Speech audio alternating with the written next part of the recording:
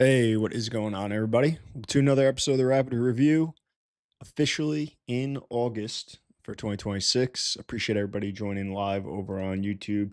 As always, chat is open. Drop questions, comments, concerns, stocks you want to look at, whatever it may be. We'll make sure we look at all those. And as we do every single week, breaking down everything that went in the overall market from the market environment, sectors, my specialized industry groups, looking at earnings and answering any questions and looking at any stocks that you guys bring up. So without further ado, it's time for the Rapid Review.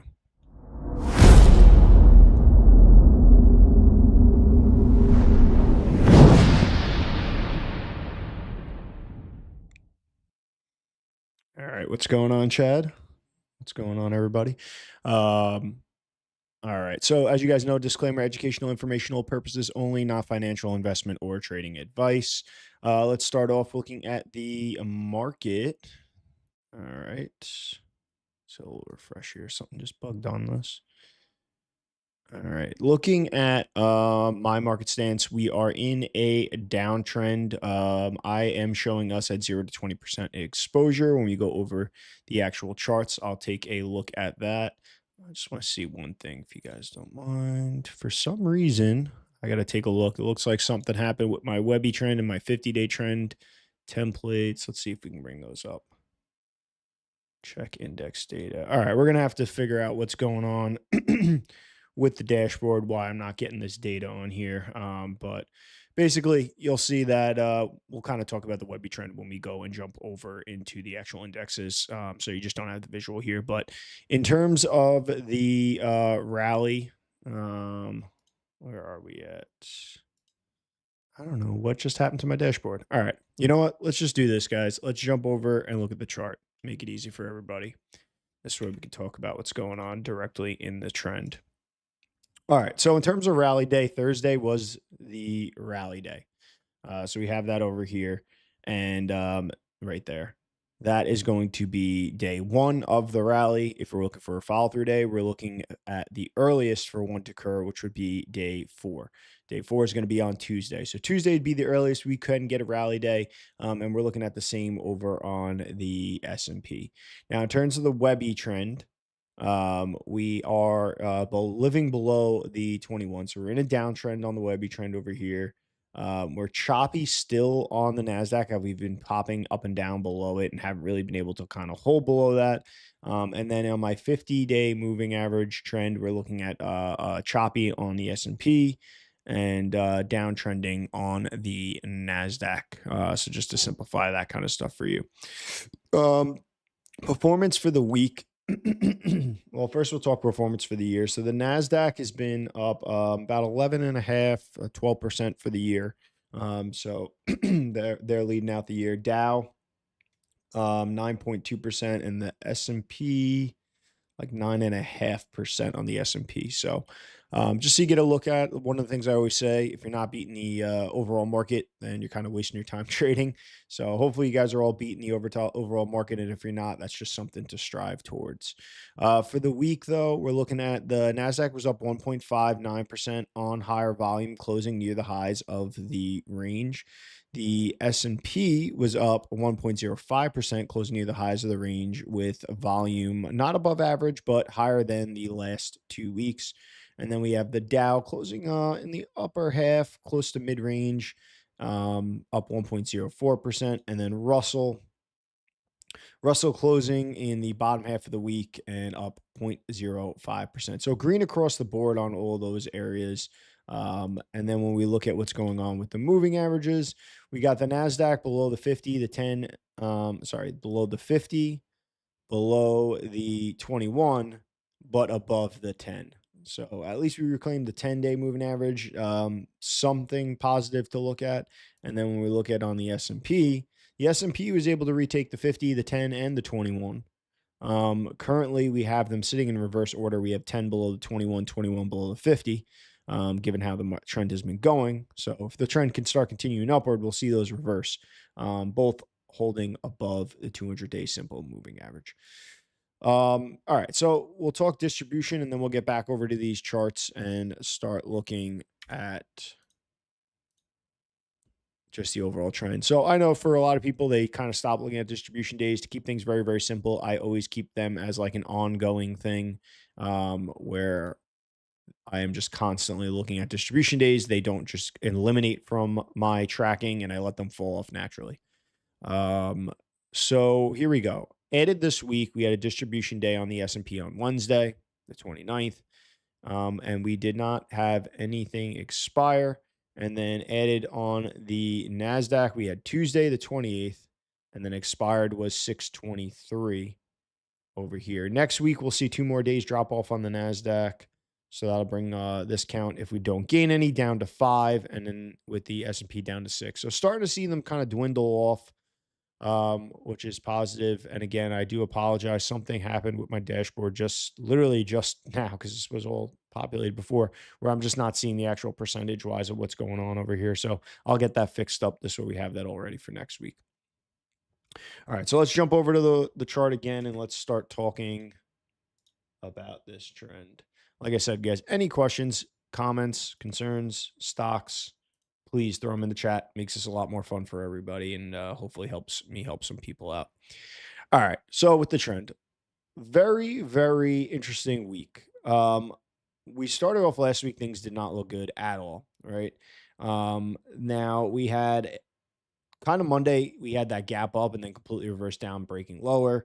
Tuesday going lower. And then Wednesday was that really, really, really volatile day and really, really big breakdown. Just kind of continuing to extend ourselves to the downside. Now, I'm going to probably say some things that I think might be contrary to what some other people are saying out there.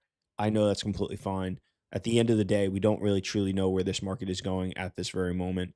But on Thursday, we had a very, very strong move.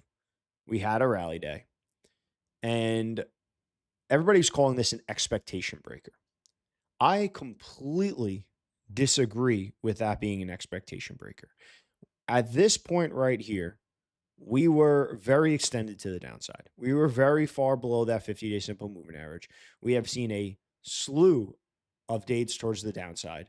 Broken through these levels, yes.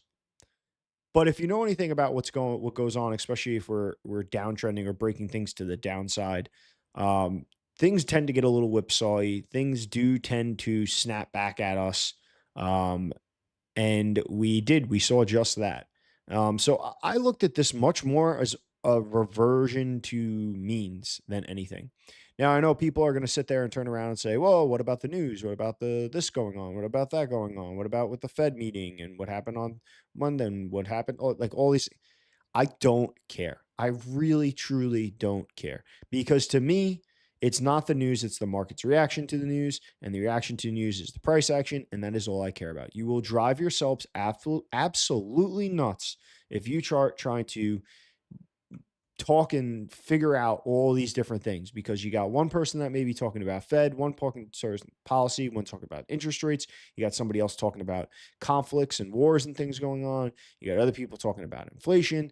You got all these different things out there. And all that truly matters is what people are doing with their money. Where are they? They could talk and say whatever they want, but where they put their money tells where they truly stand and what the risk they're really trying to take and what they really believe in on the market, or how they're going to bet on what's going on in the market. So that is the reason why, to me, throwing all that out and just looking at what went on in price action, this was not abnormal to see such a huge, huge down day, to see that we've been downtrending for a while and then we snap back to the upside. It's not. You can see that happen in many markets when they break key levels and have a couple significant down days, that you get those bounces. Especially in shorting, you don't short sometimes, the actual breakout to the downside. A lot of times people are shorting that first return to the 50-day simple moving average and break back below. So anyway, with that being said, look, positive action, right? Just like we have with any rally day, positive action, positive follow-up on Friday. Concerned seeing the clear resistance at the 21, right? Good seeing us get back above these levels, right? Get back above these lows, showing a little bit of like, okay, maybe this was just a shakeout, right? Maybe we were chopping around sideways, it shook some people out, and now we're back up. Very true. Very, very possible. Um, but there's a reason why William J. O'Neill looked for the fourth day of a rally to confirm a follow through day and to start putting risk in the market. Steve Sweats, I believe it was on the IBD podcast, could possibly have been just talking to Mike Webster when he made this comment. And he talked about looking back in the .com era and coming out of the kind of big .com bust that happened, that he was trading a lot on those really strong rally days, and that chopped him up. It made it rough for him. Then that reason in alone should have told you, like, okay, I have to be patient. Like if I traded every single strong day in a possible downtrend, I would get chopped up and I would just completely deplete not only my actual capital but my mental capital. So as enticing as it may be to feel like this might be the lows, I'm going to start trying to buy here. I'm not worried about getting the lows. I'm not. I'm worried about getting in when the market is showing some strength, confirming some strength, taking out some key price levels, and giving me a good risk reward. If this market is to trend upwards and to give us a nice new uptrend, whether I bought here or whether I buy up here is not my concern. I'm not trying to catch the bottoms. I am trying to trade in a market that gives me high probability of success. Um, and that is my method. Now, we talked about this in Discord, that there, and I've got some questions. We'll go over those in a second once I finish this real quick point. Sorry, I'm ranting as usual.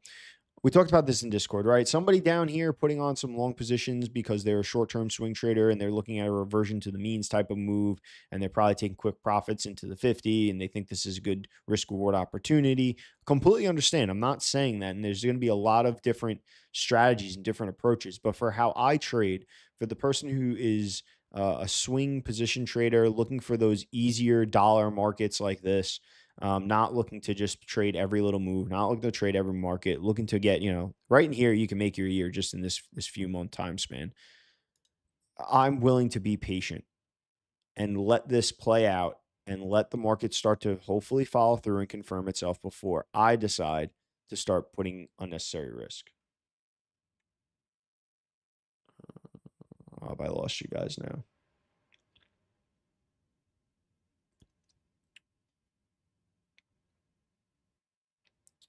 I lost you guys.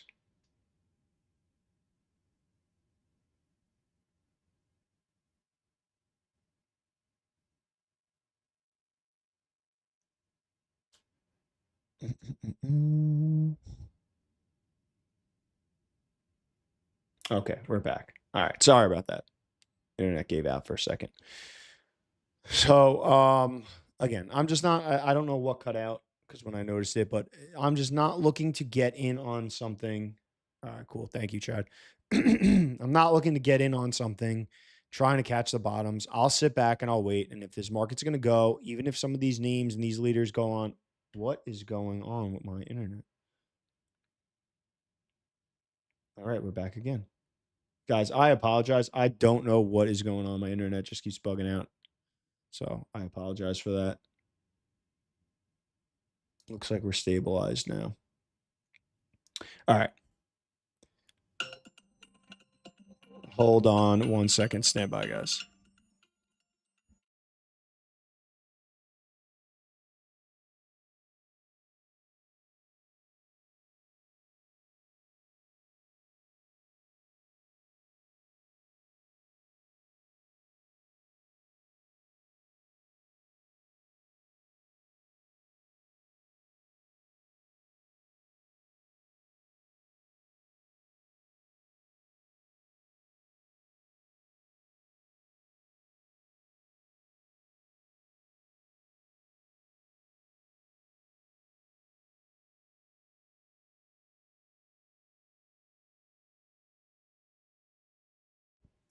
All right. I'm sorry, guys. We're a little bit of a mess this morning. My wife got a parking ticket, so she's just kind of freaking out. But all right, let's take a second. Let's recollect ourselves between the internet issues, between my wife getting a parking ticket, and let me refocus. So, like I said, I'm looking for a follow through day. I'm looking for confirmation. I'm not worried about trying to pick the bottoms, and I'm not looking to react to every strong little move that we possibly have after we're now below the 50-day simple moving average, below the 21 EMA, and then we are now have broken key levels. To summarize where I'm at. Please look at Datadog. We'll do that. Sorry for the question. What are the criteria used to define a day as distribution? So for anybody who is watching, who's newer, to define a distribution day, I use William J. O'Neill's rules. So, sorry, I'm trying to decipher your long YouTube name, but Alva, if have you read How to Make Money in Stocks? That'd be my first question to ask. If you have not read How to Make Money in Stocks, or even if you have, reread that. It gives you the definition of distribution days. You can also go on YouTube, look up distribution days. IBD has a ton of videos and a ton of stuff on that. Their website has a ton of stuff on it, and defines what a distribution day is. And what that distribution day is just showing institutional selling coming into the market. When we see a high amount of those counts of days, shows that there is a lot of institutional selling coming to the market, and we are likely dealing with a market that will start trending downwards or at least be very difficult. Um, so hopefully that answers your question. In terms of the exact criteria, rather than kind of recite everything and start going into a lesson on that, like I said, there's much better videos out there that are much more detailed on this subject. So check those out. All right. So what am I looking at now? Right. I'm looking for a follow through day. Again, if you don't know what follow through day is, you can look that up and go through the full criteria and understand exactly what that day looks like. But we're looking for a significant update on good volume, right? Um, and we're looking at right now on the S&P or on the Nasdaq. I'm looking for us to take over the 21 EMA.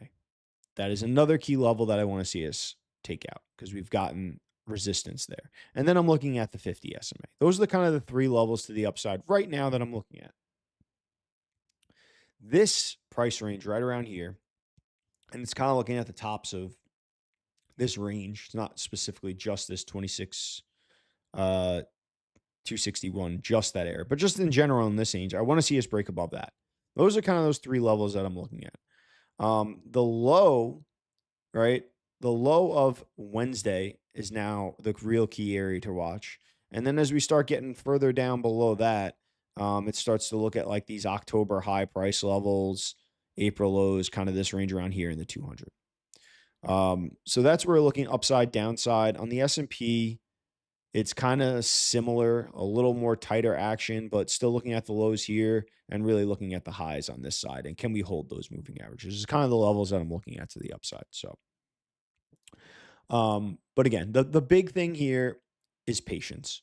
I think people love to, talk about everything that looks great. People love to be extremely bullish, and I am an optimistic person too. But at the same time, I am not going to jump at every single little hope because we had two strong days and we had this big volume up day. I think that's very positive. I like to see it. It's getting me ready to go, but I'm not looking to start buying and hoping that this is the right move and to then see us, because this is something that could realistically happen. I could see us rally to the 50, maybe even break below it and break to the downside and still continue trending downwards. That's a very, very large possibility. I could see us chop around sideways. I could see us completely take off from here and have another really, really strong market, or I could see us break down from here. There's nobody knows what is going to happen in the market. And the reason that we trade the way that we trade is we are just simply looking at the probabilities of the current environment we are in, and we are reacting and making adjustments to our trading approach as those things and as more information comes into our screens. That is all we are doing. We are not trying to pick bottoms. We're not trying to pick tops. We're not trying to guess the perfect environment. And we're doing, looking at these overall indexes, because the reality is the majority of stocks, whether people say 80, 85, or whatever percentage people, 88, I've heard 83, a large percentage of stocks are going to trend with the overall market environment. I do not want to be gambling when the odds are extremely stacked against me. And we saw this happen in the past. We saw this happen when we looked back here, right? When we looked at the beginning of the year, over around in this February timeframe. Like, look at this. We have a This is just a good reminder for people, right? We have a big 1.26% up day on higher volume than we've seen in a while. We retook the 21 over here. And things look strong. And this was not even just a quick V-shaped recovery. We were holding those little lows over here, we're kind of trending sideways, and then we had a nice real pop on the 25th, right? And there were, if we look at it, I'm just going to bring this up from this side because we're looking at the 25th of April. You had a lot of these names right here looking really strong, looking really good, right below all-time highs. Even if we look at 25th, right? We had names right below all-time highs that a lot of people were looking at that became big leaders that everybody wanted to talk about. And the pressure of the overall market ended up crumbling it downwards. I'm not saying this is 100% going to happen. I'm just explaining that remember that just this doesn't equal this. This can sometime equal this. And that's why we are patient. And that's why we wait for the signals. And that's why we are not just saying, well, look, oh, snow looks good. This stock looks good. That stock looks good. They're right below on-time highs. They could trigger a buy, but the market could still be in this downtrending phase. We may not get that follow-through day. And there's a high likelihood of a failed breakout. And I saw a lot of people buying some of those past leaders in that environment and then ultimately getting stopped out and then ultimately damaging their mental capital. And then when we did get the follow through day and we did get this amazing move right here, they waited and they were like too extended, too extended, too extended. Next thing you know, the market's just so extended and they had missed the majority of the move. So there's a reason we do everything. It's not that we know what's going to happen. It is just that we are going off of our edge and off probability. So keep that all in mind.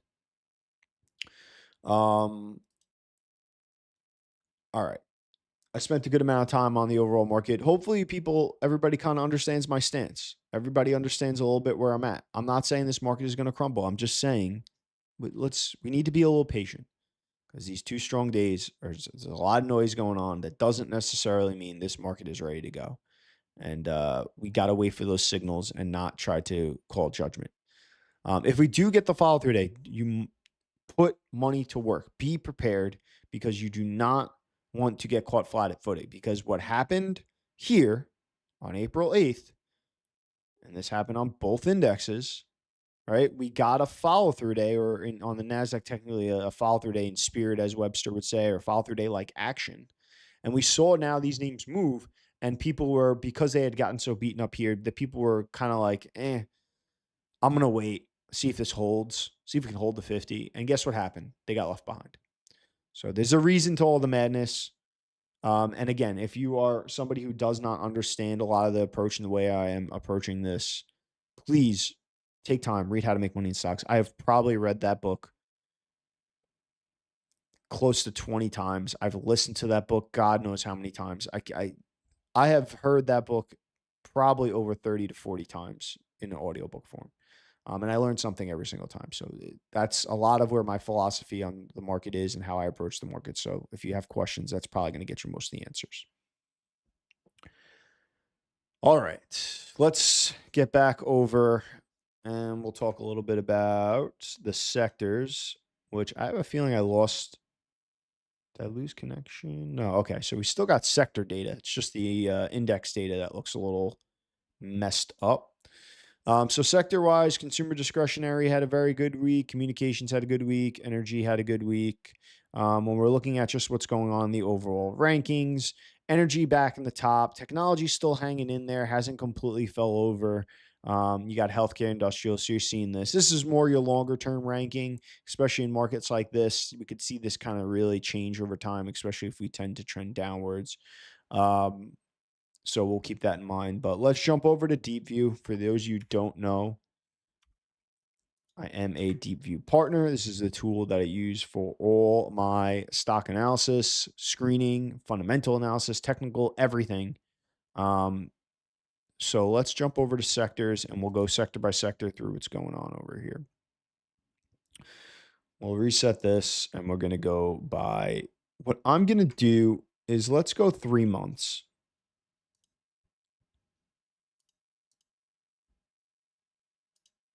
Okay. Am I trending? There we go. Okay. Let's go 3 months and let's start from the top. Financials.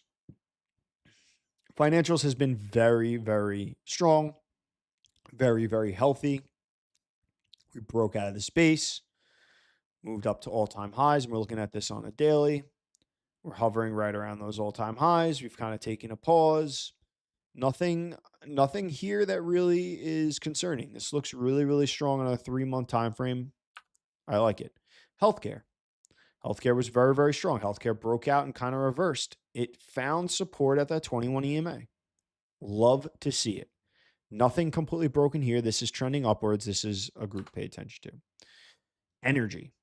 So we had talked about energy showing somewhat of a doubling bottom pattern. I like how we pulled back to the 21 and we found support, and we've kind of started to work up maybe just like another just swing high, swing low, tightening of action, holding above a lot of these price ranges, and looking like we want to start breaking to the upside as we build the right-hand side of this. Looks very, very, very, very strong. So can't ignore that. Real estate. I don't tend to find a lot of names that fall into my criterion here. Real estate was just very choppy, trending upwards and kind of broke down. Consumer staples has been choppy, trending sideways, looked like one to break, pulled back into this range. Industrials was looking pretty good. Had this kind of bad break. Looks like it's trying to reclaim the 50. We'll see if this is a shakeout or if this is now a breakdown that we're going to start seeing this trend downward. Consumer discretionary is damaged. Utilities are damaged. It's just been choppy. This little break through this range doesn't look good. Materials, just choppy sideways. All right, technology, because this is where a lot of us want to talk, right? Very similar to the NASDAQ, right? But don't like the way this kind of closed below than the open. Don't like the resistance we're seeing at the 21 EMA. Overall, right? I mean, you could just look at this from a trend line perspective. You know, we're trending downwards, right? Definitely trending downwards. And if I had to say who's winning the war right now, it clearly looks like the bears are winning the war. So at the very least, I would say that, you know, maybe we try to start bottoming and turning around if things get to improve. But right now, if I had to put my bet in, it's that this is to the downside. But we will see. It could change at any moment. Then we got communications completely damaged below 200, and then we're back to financials. So this is what we're gonna like kind of keep an eye on. All right, financials, healthcare, energy, clearly showing the top 3 strengths. Financials and healthcare have been showing strength for a while. Um, should the overall market kind of start trending upwards, I think that a lot of this is going to be where a lot of people tend to gravitate towards because there's a lot of strength in those areas. But we could easily see some of these other groups like technology rebound and start trending back upwards as well. So times like this where the market's kind of like hasn't really started trending downwards for a decent amount of time. We're still not in an uptrend. We're kind of in that like intermediate action, trying to figure out what's going to occur. We kind of got to sit back and be a little patient. So, all right. It's so weird. You guys look so much more delayed than me. Okay. No, now I think it's up to speed. For some reason it turned off live. All right. We're good. So just keep that in mind, right? We're going to keep an eye on this. This is what's working now. This is what's leading now. You guys know my stance on exposure. Now let's talk about what is going on with these sub-industry groups. So as you guys know, I have my own industry group rankings. I spent a lot of time building out all these 171 groups and working on a ranking system. My ranking system tries to keep things that are highly correlated. I try to specialize so that I have things like semiconductor memory, not just semiconductors, to really, really hone in on leadership. And then a lot of these names, I try not only to have just the major groups, but also some secondary groups, right? Like if we're looking at semiconductor equipment, is Taiwan Semiconductor a semiconductor equipment company? No, not necessarily. But if semiconductor equipment are doing well, I probably want to pay attention to what's going on in some of these groups. And that's kind of how this is formulated. This is giving me the ranking. This is just saying like, hey, here's a note here to maybe look at these other groups. And then we have our long-term and our short-term. Long-term, Um, really, really good, especially for longer term corrections, for looking at things from a larger time frame, and then short term. Really keeping an eye on this weekly to see some rotation. This is going to react much quicker and just bring some notice to how things have been performing the last couple of weeks. All right. Well, no surprise here when we're looking at what's going on in the short term. We're seeing a lot of energy, oil, and gas making its way up the rankings, which I don't think surprises anybody given what's been going on in the market. So, in terms of what stands out though within this, let's see things that are outside of that oil and gas. We got Texas distributors, so they have some of those names. The shipping, which tends to tie itself with everything that's going on with the oil and gas, financial exchanges and data, some of those names falling into that category. Restaurants, you've been having some restaurants and stuff kind of populate. Doesn't get me too super excited. Some retail stuff populate up here. Software design. So we're seeing still some health in software. Software hasn't completely collapsed. HR services. What else? We'll go to 20. Cruise lines, auto manufacturers, banks, broker platforms, stuff like that. So nothing that's like really super exciting in the short term. So we're going to keep an eye on that. We'll look at rapid movers to see in terms of the longer term ranking what we're seeing make some big strides. Oil and gas, right? We're seeing a lot of that.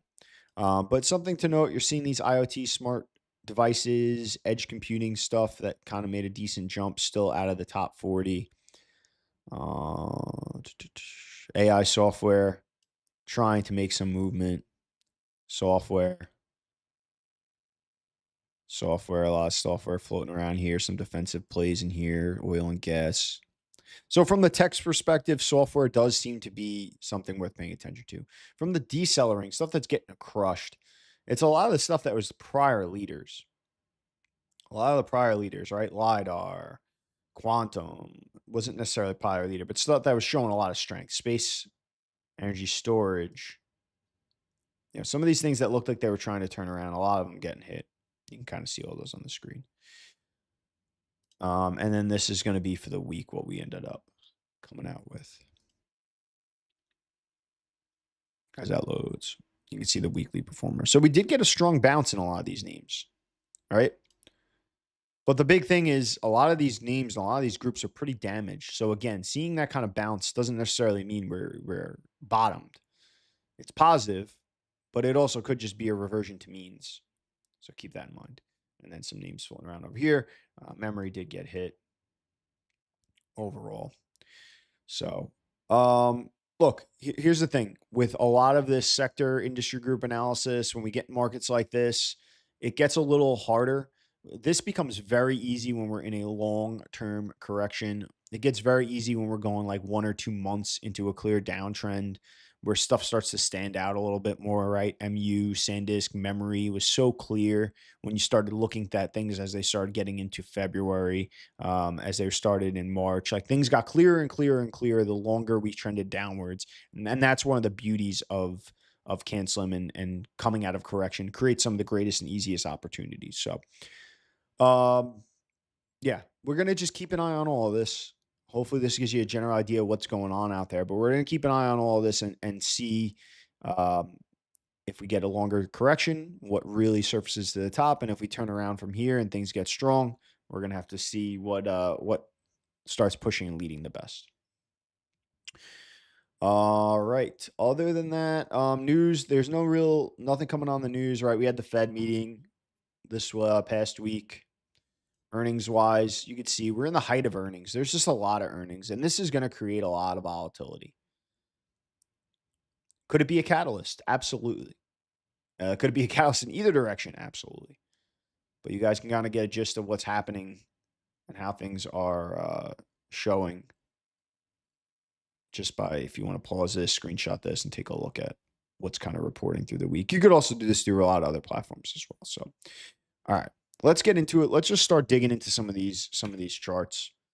Again, if you guys are watching for the first time, I apologize. I'm a little more, you guys can hopefully vouch for me. I'm a little more organized and I do rant, don't get me wrong, but I'm a little more organized normally and I don't have as connection issues as often. And my wife's not calling me all the time during my calls. So, all right. Let's start with this. Let's start with Amazon because I know it's a highly talked about name, and we'll take a look at what's going on here, right? Earnings reaction. Very, very positive. 15% move, closing in the range on that. Really, really good. Really, really strong. Love to see it. Could this be something to help stabilize and give us a catalyst in the overall market and get things turning around the opposite direction? 100%. 100%. Um, the gap up into this area, though, with the possibility of some still resistance here, are we going to see this completely just trend higher, or are we going to see this maybe pause and pull back and possibly form like another tight area and go from here and maybe see some choppiness for a little bit? Very, very possible. Um, or does this completely just rip higher? We don't know, but positive action. Great to see people claiming like, I bought the bottoms here and what a great move. Like, okay, great for you. I don't really concern myself with a gamble on earnings. This could have broke either way, and I'm not gambling here. I'm looking for my setups. And I'm looking for a good risk opportunity because gambling is going to eventually bite you in the ass. All right, what else? Let's talk about some of those names. First, because Chad asked for it, is Datadog. What do we see with Datadog? All right, we're on the daily. Let's do a little auto for you guys. We're on the daily here. Look, these are the names that are standing out to me. These cybersecurity names are extremely, extremely strong. Very, very, very strong. They are standing out, and we'll bring up most of them. They are typical CANSLIM stocks, right? They hit and they check all the boxes of what we look for CANSLIM stocks. Look at these blue lines down here with Deepvue showing this acceleration in the earnings and the sales. Look at just everything looking really, really strong. Institutional sponsorship, good ATR. ROE is about, I think, the only thing this thing doesn't really give us what we're looking for. Absolute strength, 3-month, 6-month, 9-month, 12-month, all looking really good. 1 month, not so great, but no big deal there. Across the board, though, looking pretty strong relative strength. Relative strength line, which mine compares to the QQQs, looking great, showing a good trend. Everything just looking really, really good on here. But this, right? 4 days till earnings are due. In this type of market, especially, but in general, I'm not looking to buy that close to earnings. This to me is just one of those names that really stands out that I'm going to watch and I'm going to pay attention to and see if it gives me the opportunity. It is obviously, based on everything we're looking at, showing clear leadership. This is the type of name that, like an MU or SanDisk, I'm going to watch. If it breaks out and the market doesn't look good, I'm going to do the same thing I did with MU and SanDisk. I'm going to be patient because I know that there's a probability that it fails. And if it goes on without me, that's completely fine. That is 100% fine with me. I'm just trading my strategy because I want to be successful long term. I don't care about just a single stock and a single trade, and I can miss something, and there's going to be plenty of other names out there. There are people that didn't have MU or SanDisk that were some of the greatest stocks of that last little prior uptrend that still did very, very well. So keep that in mind. So again, high on my watch list, but it's just my watch list. And if the market and things can improve and we're past post earnings, I will probably looking at a name like this, but not looking to jump the gun just yet because outside the rules. Along with that, you have Crowd, another name, not as strong, maybe. Good fundamentals, everything. But it has been a little weaker of recently, a little slower on the 1-month time frame, but still everything in this name looking super, super, super strong. And let's see what some of the other, Fortinet, another name in that space, looking very, very, very strong. What else do we have in there? I'm forgetting one of the big ones and it's bothering me. Snow, there it is. Snow broke out, right? Snow broke out prior to earnings, broke out from a really, really good tight range and has made its move. This is a little concerning to me, though. A little resistance after the breakout. So can we see this kind of fail maybe, possibly? Or will it take off and go on without me, and I just got to accept that. But another name, good earnings, good sales, good strong CANSLIM stock, looking great. And maybe this is the leader of that group. and maybe I miss it. But like I said, I'm playing the probability of this possibly being a failed breakout and me getting the opportunity to get in. If I don't, there'll be plenty of other names to buy if this uptrend continues from the rally. So in terms of what Chad's saying, Datadog, go over some of the techs that could be setting up to be true market leaders. I think that's it, right? I think that's the names I'm really focusing on right now. Snow, Datadog. The cybersecurity space is screaming to me, crowd, pay attention. We're doing stuff way different than these names, right? So let's look at some of these names I have on this longer term watch list. Like, look, if you're flipping through this quickly, look how quickly these names stand out. Just looking at the 50. Ooh, wow. Crowd, that was the only stock above the 50. Let's see. Oh, NTAP. Okay, here's another one, right? Another software name that's showing some a lot of strength, right? Stands out really easily. And this is what I'm doing on the weekend. What's standing out in this chaos? Not these names, not a lot of these names. I got to do a lot of cleaning up on my watch list, right? But if we're just looking at this and just seeing, right? Oh, okay, APH actually is showing some strength. Look, APH had a rough break right here, but it kind of quickly rebounded, and that earnings changed things a little bit, starting to work on the right-hand side. Dell's another one. We shook out below the 50, but Dell looks like something worth paying attention to too. Oh, Viking, right? You might have caught that real quick, kind of the travel stuff populating in those lists. Sizzle, another one. And this is another one too, right? We talked about this. People talking about breaking out of this giant long-term weekly pattern consolidation and knowing that we were extended in the likelihood of this pulling back, and that happened. It broke out, it looked really strong, it made all-time highs, but it's a bigger thing than that. The context of that breakout has to come into play. And the high probability of this failing came in. And we've now pulled back and we've now found support the 50. This looks beautiful. This looks like something I really want to pay attention to that's holding up, but also has earnings soon. And the market's also acting. Eli Lilly. Closed above the 50. Maybe a shakeout. Who knows? But for now, not something you want to buy. This healthcare. So these are just a few names, and if you guys have names you want me to flip and bring up, Snow, Seagon. I own this name and I ended up selling it, but another name in the healthcare space looking really, really strong. Okay, now let's talk about some of the prior leaders. And again, please, if you have stocks, just throw them in here. We'll take a look at them for you guys. But is that going? Yeah, okay. SanDisk, right? Oops, I keep moving these around. I wish there was a way to kind of pivot these without dragging them, have them locked where they are, and just move these bubbles so I don't have to work around them. But, right, we talked about this when the market wasn't looking good, this breaking out and failing, and knowing the high probability of this getting affected by the overall market, but still always showing some relative strength and then breaking out and jumping up here on the follow-through day. This being a leader, I decided that I want to get in the leader on that follow-through day, and I started my position there. Things started to get a little wider, started to get a little looser. We broke through the 50, and now we've kind of came down to here. We had a strong pop, rough close on Friday. This could possibly be a base forming. It could also possibly be a short forming. For anybody who's read How to Make Money in Stocks, How to Make Money Shorting, that book, this could also be forming something like that. So again, not trying to bottom pick, but we're below the 50 on this thing. We're 58% off all-time highs.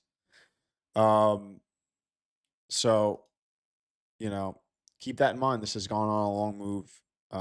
And we're looking at something very similar to MU, right? A lot of other tech names. You have AMD has broke below the 50, hitting some resistance now at the 50. This has been a name that has been doing very, very well, but maybe it rolls over. Maybe it forms the right-hand side. We don't know. We're in that kind of weird point in the market right now. What else is there? Trying to think of some of the other names out there that were prior leaders. Otka. Pete wants to look at Otka. Yep, another name. Look, this name sticks out. I don't know why I know this name. I don't know why it's not on my watch list. Now it is. Thank you, Pete. Um, Broke out. It's had some rough goings because of the market. It's holding below those all-time highs. It's got earnings coming up in the future, but I was just saying, no, I was trying to let me look at this a weekly too. It's got a lot of upside resistance here, but I think this is still worth paying attention to. This is going all the way back to 2021. So we've had a long sideways digestion. We're in a stage 2 uptrend. We're above all those moving averages. Um, so I'd like to see this base a little bit more. And given the current environment, I'm going to sit back and wait. A lot of these names that look like they want to break, the overall market might prevent that from happening. And that's why we want to see that trend really start to confirm. And if we get that follow through day, I'd likely expect that many of these names will be the names breaking out if we get a follow through day. So definitely a name to watch. Definitely looks very, very healthy and strong. Keep an eye on that. Can you touch on why you decided on the first and second sell? I guess that was SanDisk. I believe that was SanDisk. Okay. So this was the first name and the only name that I bought when we had the follow through day. And I thought it was just very, very, very clear that we were getting leadership in this memory. And I felt, based on performance of the stock, that SanDisk was the leader in that group. So I just put my full position on over here, and I put a 7 to 8% stop on it. Just a traditional CANSLIM breakout. Then this ran up. This made a nice move, right? So it went, and I was getting pretty up there. We were over 50%. Things were starting to get pretty extended to the upside, and it was starting to get heavier weight in my portfolio as we started to go out. And my goal was to start taking some initial profits, lock in some profits. So I didn't sell entirely. This is a partial sell. I believe I sold. I want to say maybe I sold 25% to a third, somewhere around there. I can't remember entirely, so don't quote me on that. But whatever. I sold partially here into some strength to lock in some profits.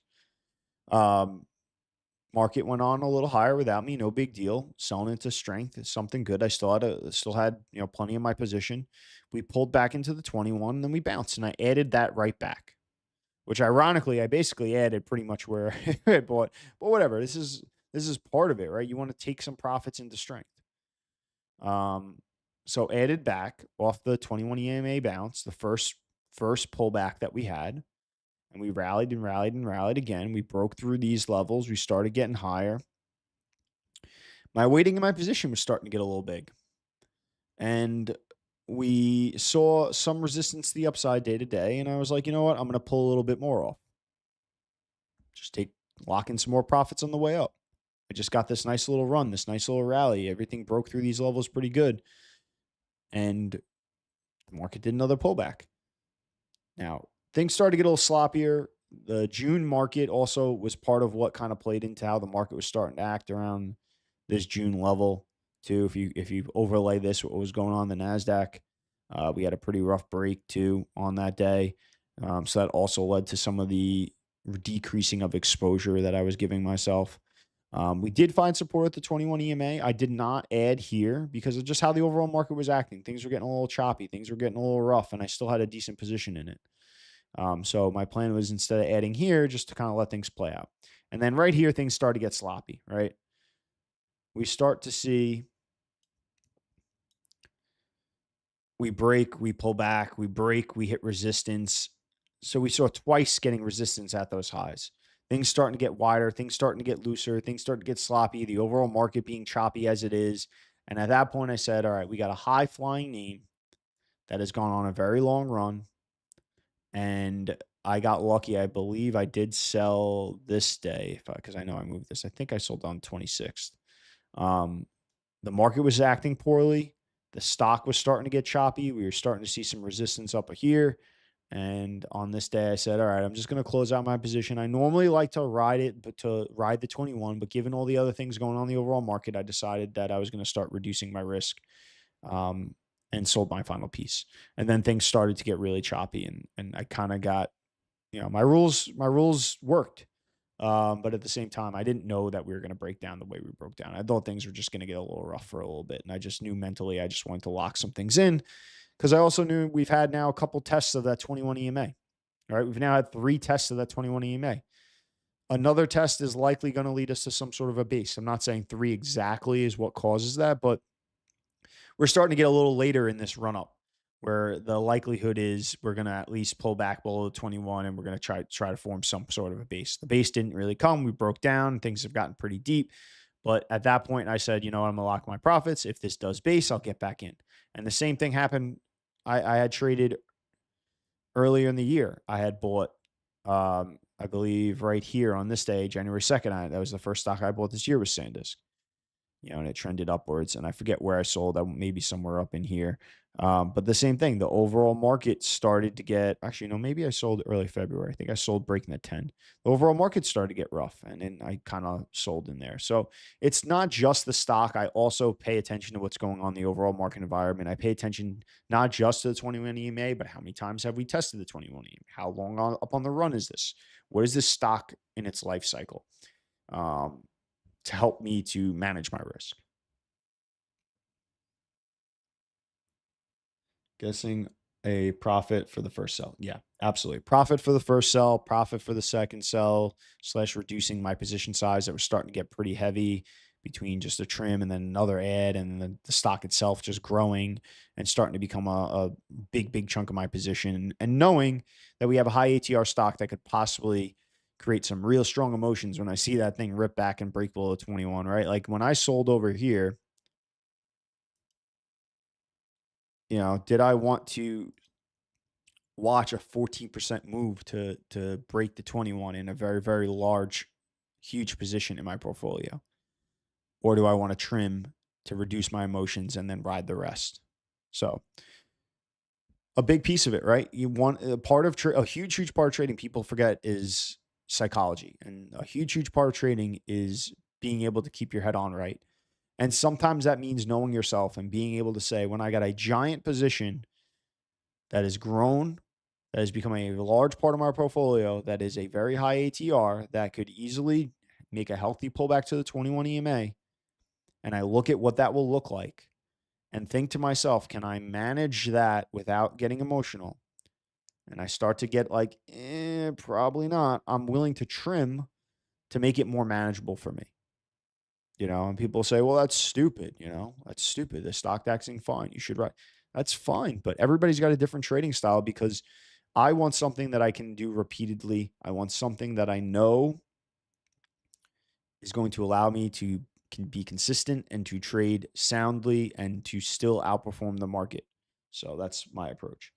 There's a hide button on charts to hide your comments. Hide. Nope. Hide button on charts to hide your comments. Nope. Ah, shoot. Lost that. All right. I'll have to look that up, but thank you. I appreciate that. Now I lost my drawing bar.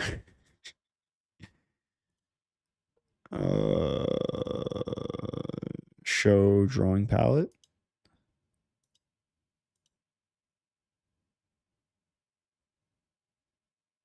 Yeah, whatever. I'll figure that out. But that's good. Thank you. That could be very helpful to just make this cleaner and less clutter on here for you guys. All right. Any other stocks? Any other questions? Oh, and if you guys really want a great breakdown of this, go to the last IBD podcast on Spotify. It's better probably to watch, my opinion. God, this internet, man. What is going on? All right, back. Internet's back. Okay. I apologize. I don't know what the hell's going on today. I'm not happy with my representation of this show today, for anybody who's new. Oh, but going back to what I was saying, IBD podcast, Spotify, and YouTube. YouTube probably best in my opinion because you get the visuals. Steve Sweats, professional CANSLIM trader, trading for himself, just trading his own money for a living for multiple decades since the 1990s. Great, really entertaining, super nice, helpful guy. He's in Discord. You guys can talk to him in there. Was on the IBD podcast, and he talks about how he manages this trade through that whole podcast with some visuals. So you really want a good, nice breakdown on how he handled it. Somebody's been doing this for decades. Check that out. Highly, highly, highly, highly, highly recommend. Um, and for those who don't know, we actually Alex Marenko, who is a former William J. O'Neill and Company project manager, worked for Bill O'Neill, worked with Mike Webster, worked with all those guys over there. He hosts a meetup group. He used to be one that was when IBD sponsored meetup groups, he ran it, but now he does it on his own. Um, he does a monthly meetup group on the third Wednesday of every single month. I post about it all the time on X. Steve Sweats is a panelist on that. And I have been lucky enough, thanks to Steve and thanks to Alex, to have done that a couple months in a row. And I will be on this again next Monday. So it's nice. I've kind of become somebody that's been on there consistently. So it's been super exciting. And we get to go over the market with a bunch of you guys. So if you're interested in that and you want to hear Steve, myself, and Alex talk once a month and get some slightly different, we're all in the same core foundation of how we trade, but we all have some slight differences in how we trade, to get a couple, like 3 different perspectives within the same camp. I think it's a great opportunity. And Alex does an amazing job of going through everything in the overall market, giving financial advice of like, I guess it's not technically financial advice, but using his wisdom on finances as information for other people out there, giving his health kind of tips and tricks and stuff, and he goes through everything as being a trader. So it's just one of those things, not just about the market, but a little bit about everything in life too. So, all right. What else we got in here? What else? I'm trying to think of some other things we could cover because nobody's really dropping any stocks. I'm going to be doing my routine today, going through, cleaning up a lot of these watch lists, talking about names. So chat's open. Yeah, I think the biggest thing right now is being patient. Definitely be patient. Uh, make sure that you are keeping your head on right. Big piece that people don't talk about in trading.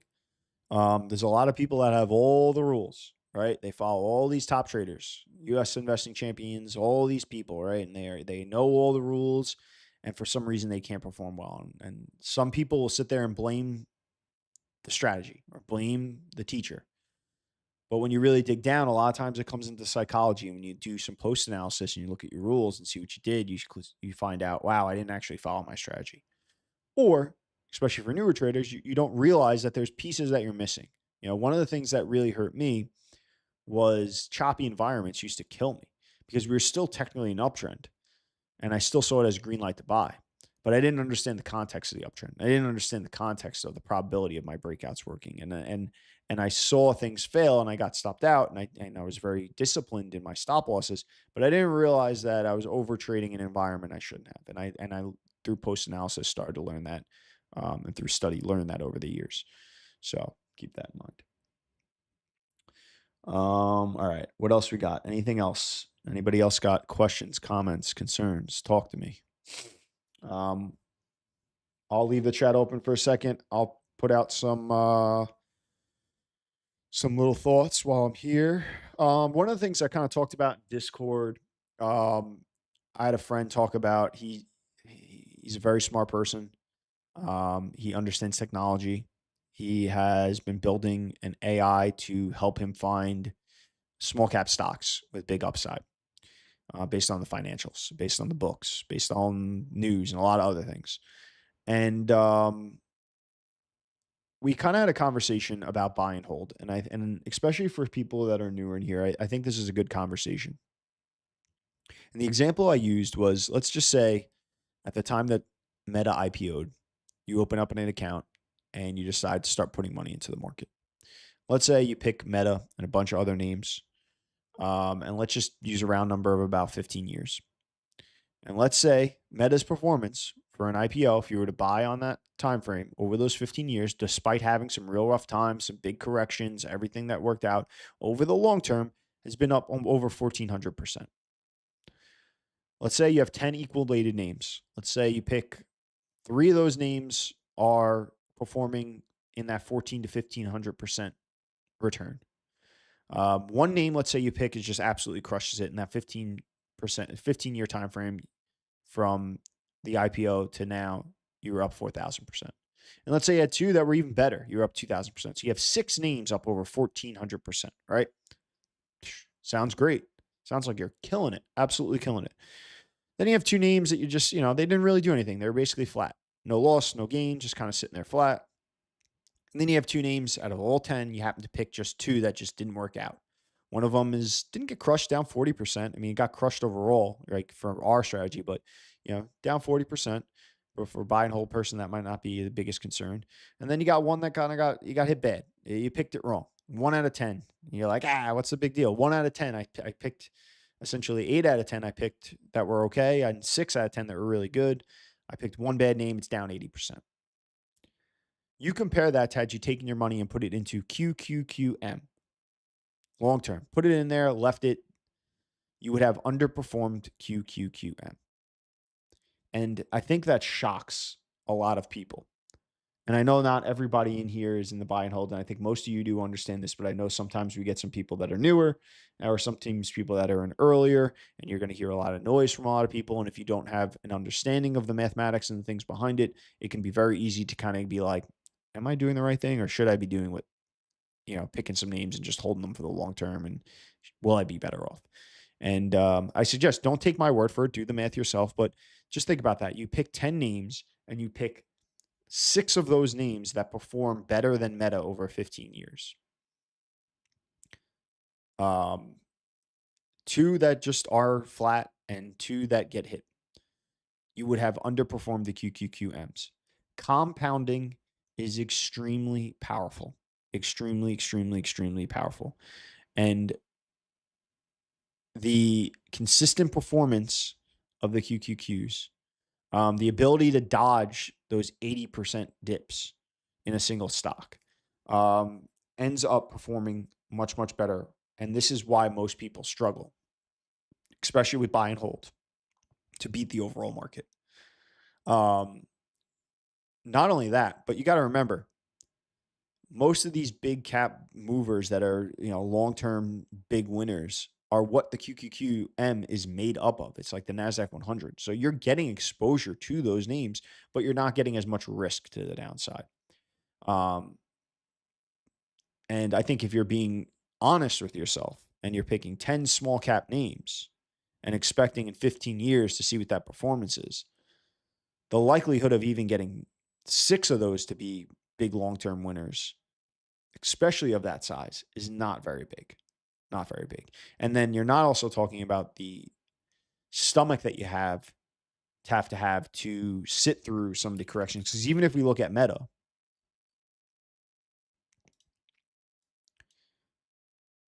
like we had in 2021 a 77% correction in Meta.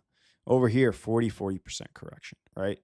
You're going to have even a name that performs as well as this has is going to give you a lot of headaches. A lot of headaches, right? So you may get up to this almost 1,500%-ish move, but look at what you have to stomach through that time frame and understand that by going QQQM, QQQ, yeah, you're going to get some of these 38% corrections in these big bear markets, but you're much, right? This is the 09 crash. You're much better off longer term, because there were names that crashed in this market right here that never recovered. So keep that in mind. It's just something that I think is extremely important to think about when you are talking about strategy and approach to the market. And, this is actually the names. Is this the names? No, this is not the names. I don't have the names here, but there's a lot of the names my buddy's looking at are below the 200-day simple moving average, and they're already getting crushed, and he's already in the red. And if the market tends to roll over, it's probably going to get way, way, way worse. And you get a name that, talking more about the math, you get a name that goes down, I don't know, let's say 80%. What is it, like a 400% move for that you need? Let's see real quick.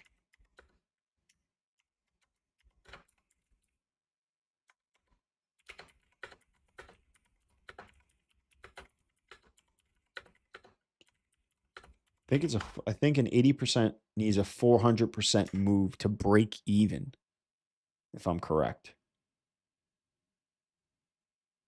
Yeah. 80% loss in one stock. You need to now make 400% just to break even. So there's a lot of stuff that gets talked about in the market. There's a lot of different approaches to the market, but at the end of the day, you got to understand the math. And that's a big piece of why CANSLIM and a lot of these strategies work, is the risk reward and the risk management and the math behind knowing the reality of being right half or less of the time, cutting your losses, profiting from your winners, and knowing that you can outperform the market by looking at some of these leaders and occasionally catching some moves like SanDisk or MU to really, really outperform the market. And then being able to step aside when things get rough so you don't give that money back. So a lot of, as usual, and I've been doing this more often than not, ranting, but just wanted to kind of share that for those that didn't kind of catch that conversation over in Discord. So, all right, let's end this off. Let's kind of finish it. I know nobody really has many stocks to talk about. I understand people being very excited. I understand the Thursday, Friday action being something that got people amped up. I understand some of these leading stocks like the cybersecurity and whatnot that are getting people all excited and saying, wow, they're right below all-time highs. Look at them bucking the trend. Look at the performance that these names have. They look like they're ready to go, right? I agree with all of that. But I also understand that given the market environment, 2 days are not going to get us out of this. And we need to see a big enough move and a follow through day and some confirmation of a turnaround before we start taking the opportunity to put some risk in the market. That may mean that some names go on without us. I am fine with that. And a single individual trade is not going to make or break me, but the overall performance and the consistency of my trading will make or break me as a trader longer term. And that's what I'm more concerned about. And I don't need to make money in every single market. I don't need to be involved in every single environment. For anybody who's traded well this year, you could have probably done nothing except trade from the follow through day to even like last week, where you lightened up when things got choppy, and you're probably crushing it, and feel amazing. And we're way, way outperforming the market, right? So in a few months time frame, you can really, really have a great year if you trade properly. So you don't need to be involved all the time. And if the market is going to turn around and we are going to get a very good uptrend and things are going to get much, much better, yeah, you might maybe you do miss what breaks out the day or two before, right? But there's going to be other names, right? When we had this big turnaround in this market, it wasn't just MU and SanDisk. That wasn't the only two names that that performed well. There was a ton of names that performed well, and those names broke out after the follow through day, and they still showed relative strength. So you can still do well even if the market goes and rips a little bit without you. Um, Now, if it goes on, you really start just ignoring it, and after the follow through day and stuff like that, and then that's where you can get left behind. Um, but clearly, like I said, it's one of those times to really be patient, to understand there's still a high likelihood of a lot of those names failing. It's a high likelihood of the market rallying to the 50 and getting rejected. Um, as much as there's also a high likelihood that we get a follow through day next week and this market turns around and continues and these names break out and we get the opportunity to start making some money again. So keep that all in mind. Everything's a matter of risk management and keeping that head on tight, being um, able to ignore the noise out there. Please, I say this all the time, I've had a very, very good year, and I had a good year last year. And I did not concern myself with any of the news. I did not have to watch all these press conferences. I did not have to log on to Bloomberg and see what the latest was of the conflicts in the war. I didn't have to sit there and watch a Fed meeting and understand what so-and-so is saying about the interest rates. I don't have to worry about the job numbers, the interest numbers. I don't have to sit there and watch and listen to every single news outlet talk about what's going on with a company and their, the news or what caused that move, what caused that move. I didn't have to do that. Those price actions tell me what everybody's doing. Price actions telling me what those big institutions are doing. And that's what I want to do. The big institutions are going to move the market. They're who I want to follow. If I'm going to get a leader, the big institutions got to be putting their money into it. So that's my concern. I'm the likelihood that you're going to be able to have better news and better understanding of what's going on in a multi factor world when you're talking about U.S. economy, global economy, conflicts, things going on in industries, things going on inside of the boardrooms of companies, that you're going to have the ability to get faster news than a lot of these big companies that have multi analysts that are keeping track of all of this stuff. Not going to help. The idea of what these analysts and these companies say publicly, that they're opening their hand and telling you what they really truly think about these names, just as free information for everybody, and that it's good information is not the case. So do yourselves a favor, study, keep your head on straight, do your screening, prepare for next week, be prepared for all directions as you always are. And yeah, it's CANSLIM or nothing. All right, I'll say this. I will say this.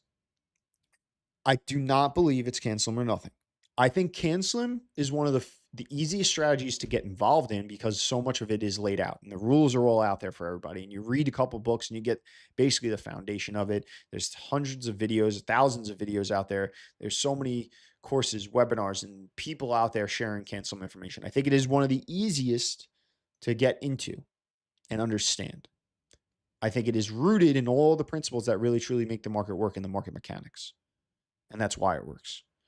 And it's been proven by countless traders being very, very successful in that as a foundation. However, even within the walls of CANSLIM, even within the people IBD brings on their podcast, you will see there are variations of it. And you will also see by reading books like Market Wizards, there are people that do things contrary to CANSLIM and are still very, very successful. So I had an opportunity to sit down with Dennis Wilborn and Michael Lamoth on one of their podcasts last year. And the conversation we had and the topic I wanted to talk about was there is no holy grail in trading. As much as I am a CANSLIM style trader and I believe in it, it is not the holy grail of trading. It works for a lot of people. It works for a lot of people that have jobs and don't want to sit in front of the screen. And that's why I think it's so popular. But it's not always the best out there. There are markets where CANSLIM is poor, functioning poorly, where we're sitting out doing nothing. And there's other people making immense amount of profits. And then when we're making immense amount of profits, there's other strategies that are sitting down doing nothing or struggling. There are people who don't have the ability to train CANSLIM mentally unless they really made some changes to their psychology. You look at myself. I can't hold to I have trouble holding to the 10-week movement. I can't be a Bill O'Neill and have a 25+% percentage of my portfolio in a single name and sit there and watch it go from extended from a 5-day simple moving average and have gone on a massive run to pulling into the 10-week moving average. I am not going to make smart decisions. I am going to get emotional. I am going to do stupid things, and it is going to throw me off. I can't trade that style of CANSLIM. There's people that are, perma bears that still make money in the market. There are people that are long-term style traders that do very, very good. There's a lot of different ways to approach. There are day traders who crush it, that want to sit in front of the screen all day long, and they will crush it. Scalping. It's just, I just think CANSLIM is one of the few strategies where everything's out there. The rules are there. As Steve Sweat said in one of his most recent podcasts, there's all these books, right? There's all these books out here, but they don't give you checklists. They don't give you rules. They don't give you Okay, here's the exact layout of how the strategy works. They give you generalizations, buy low, sell high. Okay, that's great. Define that. CANSLIM defines everything. And I think that's what makes it so easy to get into. All right. Another week of ranting, another week of chaos in terms of my internet calls while we're doing the live stream for my wife panicking about her ticket, which I'm gonna have to go see how bad that was. Um, but other than that, that's all we got. There you guys go. Discord, email. I actually got it. Actually, I don't have my email up there, but somebody did email me. If you're in here, appreciate that. It's kind of cool to see somebody just actually email me with questions. But they have YouTube, X, link in the description for it, Discord, and you guys know where to find me all week.